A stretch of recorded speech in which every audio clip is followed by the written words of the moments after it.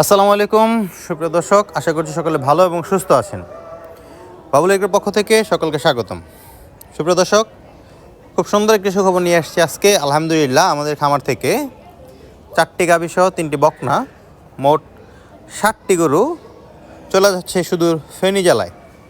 গরুগুলো কে কিনেছে, কত টাকায় কিনেছে, কেমন দুধের গাভী কিনেছে এবং কেমন মানের বা জাতের বকনা কিনেছে সে সম্পর্কিত বিস্তারিত ভিডিও খুব শীঘ্রই আমাদের এই বাবুল এগ্রোতে দেখানো হবে।